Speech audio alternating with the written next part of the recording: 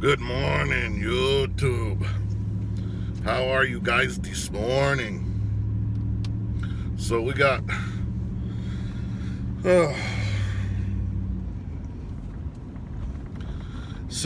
Senator Elizabeth Warren, aka Pocahontas, aka admittedly lied on her application to get a job, gets shut down on the Senate floor for reading a letter that insinuates that Jeff Sessions is a racist. Now, this letter was penned in 1986. It was penned by Dr. Martin Luther King's, I believe it was his wife. And it was about a case, if you go back and read the history of it, a voters' rights case, where it was the plaintiffs were black and the defendants were black. So he would have been screwed. If you look at the case, he would have been screwed either way. If he sided with the plaintiffs, he'd have been a racist. If he sided with the defendants, he'd have been a racist. So they've been using this one case to smear him through this whole process. And anybody who cares about the facts should go back and read it, because I've been trying to figure out where they get this notion that Jeff Sessions is a racist. Then they say, well, he made some comments back in the 80s that were racially motivated. But then the guy who said that back in 86 had to come back and apologize to the Senate for misleading them, because what he said was false. But now you've got everybody on Twitter, all these Hollywood elites, Chelsea Handler, all these other people who facts just don't matter. They're just going to play to the narrative that, oh, he's a Republican, he's a racist. Doesn't matter that he prosecuted members of the KKK. Doesn't matter that he has had, multiple employees that have worked for him in the Senate, as well as when he was a prosecutor for the Department of Justice. It doesn't matter that we're black. It doesn't matter that. And that they testify for him, saying that they've never seen Jeff Sessions say or do anything racially motivated. And that he's an upstanding man who's honest and follows the law. But those guys don't count because they're Uncle Toms. Only the one or two people that may have disliked him at some point in the past, they're the only ones that matter. Come on, people. Give me a break. I know I say that a lot. I need to work on that. It's like you can't debate the facts. So what do? Just hurl out as many insults as you can. And you know what happens is you really denigrate what true racism is. The people who truly are racist, or the people who have truly been through racism. When you just hurl that out at everybody that you disagree with, you denigrate and belittle true racism.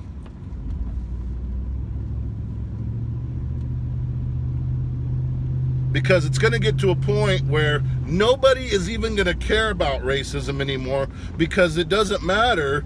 Everything's racist to these people.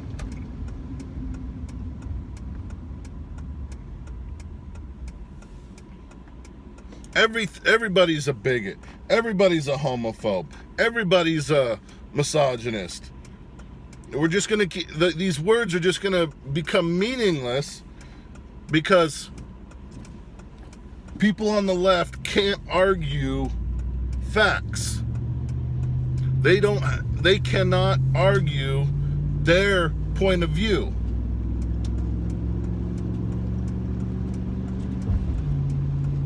So what do? They just ruin what everybody else is, they just ruin the people that they don't like by calling them these horrible things, because the merits of their argument aren't there. They know socialism doesn't work. They know that government-run healthcare isn't going to work because, believe me, the post office can't even deliver mail correctly, let alone these same people being in charge of our healthcare. Come on, people, let's think about this.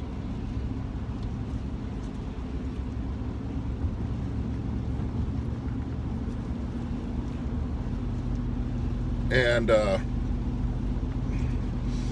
they keep citing, well, Europe and Canada and all of them have universal health care and blah, blah, blah. Yeah, they do have universal health care. But you know what? You know where they come to get good health care? The United States. When there's a major surgery that needs to be done, and it needs to be done now, where do they come? The United States. You know why that is? Because they don't have to be on a waiting list.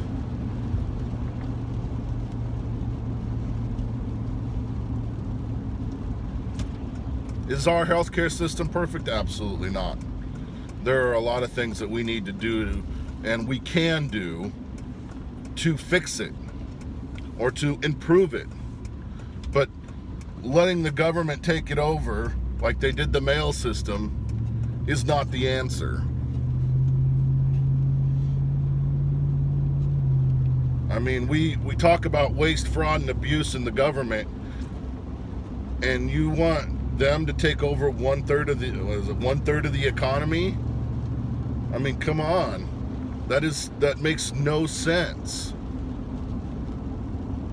Create this gigantic bureaucracy that tells you, yes, you can get this, or no, you can't.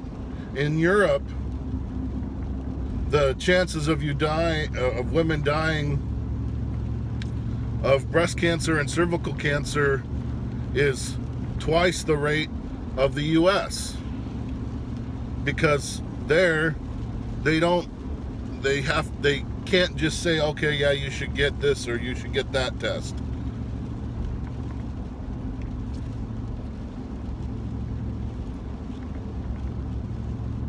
So,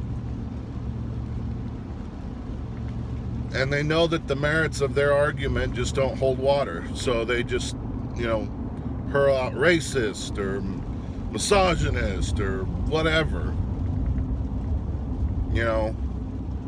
and they're so partisan, it's not even funny. They were willing to put Bill Clinton back in the White House, somebody who actually is a misogynist, somebody who's actually been convicted of wrongdoing to women. But that don't matter. That don't matter. So, anyway, guys, a little bit of a rant this morning. We need to make our voices loud. We need to make our arguments sound. and we need to be able to articulate them because that's the only way we're going to combat this, is being able to say, you know what, you can call me a racist, but here's the correct answer. Here's why we have better ideas.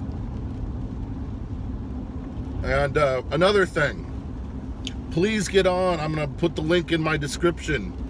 Please get on the whitehouse.gov and the petition for getting rid of the NFA, the National Firearms Act.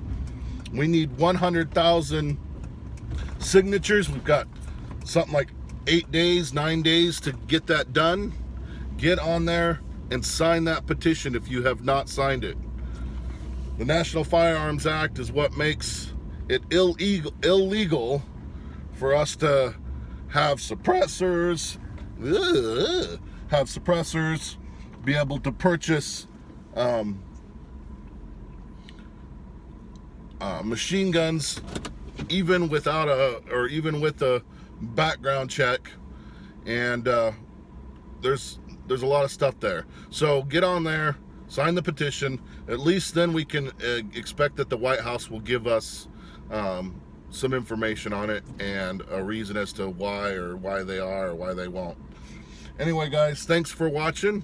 You guys have a great day, and I'll catch you tomorrow. Oh, like, subscribe, and share.